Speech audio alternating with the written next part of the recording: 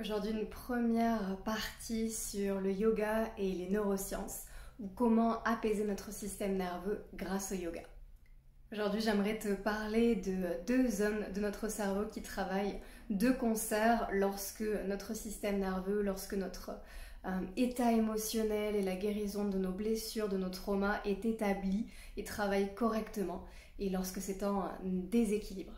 Donc la première partie, c'est l'amygdale. C'est vraiment cet élément qui va déclencher, qui va repérer en fait dans notre environnement, dans toute cette information sensorielle qui nous parvient de l'extérieur et qui rentre en nous, ce qu'on entend, ce qu'on voit, ce qu'on ressent, ce qu'on touche, ce qu'on goûte, même les senteurs.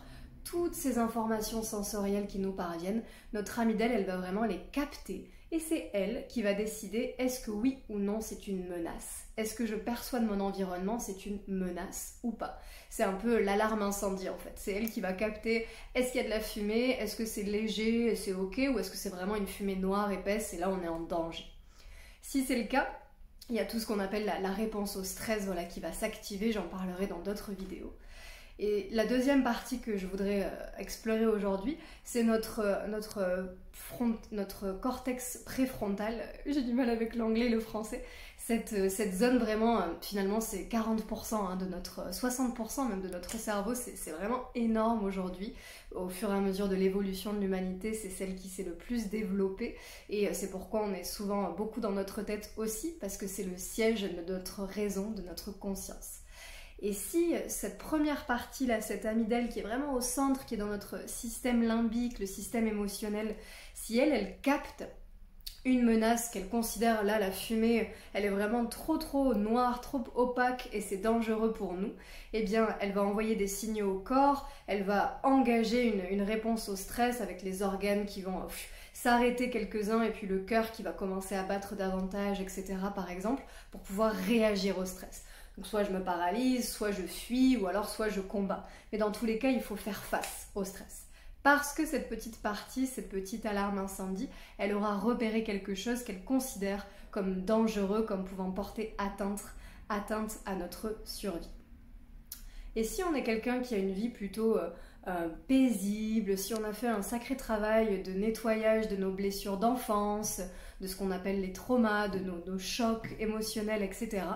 Eh bien, par exemple, si c'est juste, voilà, quelqu'un a une voix vraiment insupportable, ça me rappelle ma prof en CM2 qui me saoulait, mais vraiment, ça, notre amygdale, elle va capter, waouh, cette personne-là a une voix horrible, insupportable.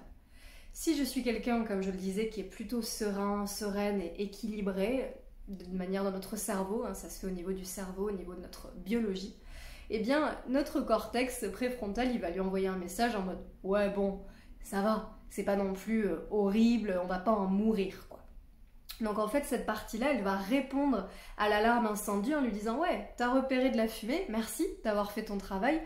Par contre, au vu de la situation, moi je juge que c'est ok, qu'on va quand même survivre. » Donc tout s'apaise, tout a la possibilité de s'apaiser parce que les deux travaillent de manière harmonieuse et parce que le cortex a la place de s'exprimer. Pour autant, dans certains cas, j'y reviendrai dans d'autres vidéos, lorsque le stress, les stress sont trop importants dans notre vie, sont même pas conscients, c'est vraiment, ça nous influence énormément lorsque notre historique est chargé en émotions non résolues, en tensions accumulées, et bien ce dialogue entre la voie de l'apaisement, on va dire la voie de la raison, et la panique qui s'installe dès que je remarque un signal dangereux, lorsque ce dialogue-là il n'est pas possible et il ne mène pas à un apaisement, alors on va vraiment aller vers du stress chronique qui peut amener vers des maladies auto-immunes, etc. Le parallèle avec le yoga, eh bien c'est que le yoga c'est un chemin de découverte de soi, de découverte de nos pensées, d'observation de notre corps. Dans chaque posture, on va avoir l'opportunité de découvrir ce territoire qu'est notre être, physiquement, émotionnellement, mentalement, énergétiquement parlant. C'est vraiment cette bulle dans laquelle on est guidé, ou alors on se guide soi-même si on pratique seul, à travers tous ces signaux qui nous viennent. Ah bah tiens, quand je tire là dans ses bras, je ressens une tension dans le bas du dos. oula, bah cette tension-là, ça m'amène des pensées un petit peu apeurées, ou alors, ah, au contraire, là, quand je suis dans cette posture et que je me détends, ah, bah je repense à des super souvenirs. En fait, on va vraiment, comme si on projetait finalement sur un vidéoprojecteur, là, contre le mur ou contre la toile, tout ce paysage incroyablement riche qui se vit en nous. Le yoga, c'est vraiment ça que ça nous permet.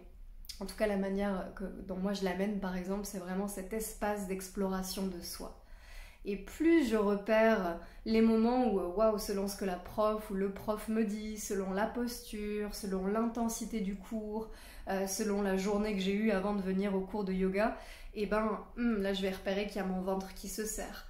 Oula, là je sens que dans ma cage thoracique il y a vraiment quelque chose qui coince. J'ai la respiration qui s'accélère. Et on va pouvoir finalement créer une sorte de roadmap, vraiment de carte graphique de ces points dans le corps qui reviennent souvent, qui accumulent ou s'accumulent les tensions.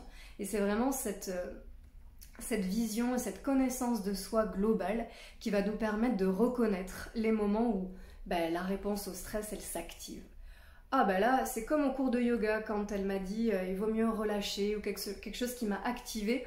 Bah là, quand j'entends cette même personne là qui a cette voix horripilante, ça se contracte au même endroit dans mon corps.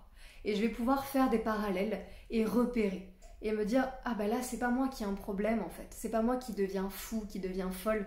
C'est juste, biochimiquement parlant. C'est mon système nerveux, c'est mon cerveau qui reconnaît quelque chose comme pouvant porter atteinte à ma sécurité, à ma vie. C'est pas moi le problème. C'est juste qu'il y a des circuits qui se réveillent, qui s'activent, qui se suractivent même parfois, sans que je puisse spontanément le contrôler, l'apaiser. Grâce au yoga, je vais pouvoir repérer ces tensions. Bien, purée, en ce moment, je sens vraiment que c'est les épaules là, mais ça tire et j'arrive pas à m'en défaire. Bah tiens, je vais peut-être me poser un petit peu, que ce soit pendant le cours ou après ou tout au long de la journée, et me dire qu'est-ce que ça m'apprend de moi finalement. Qu'est-ce que ça témoigne de ce qui se joue en moi. Ah bah ouais, en ce moment je vois qu'un membre de ma famille a vraiment besoin de mon soutien et j'ai l'impression de crouler sous le poids des responsabilités que ça me demande de prendre. Je peux faire des parallèles. Donc quand j'ai cette pensée de peur, d'agacement, quand j'ai cette émotion qui monte, j'arrête de culpabiliser. Je me dis juste, ah, c'est mon amygdale, c'est mon système de repérage des menaces qui s'active.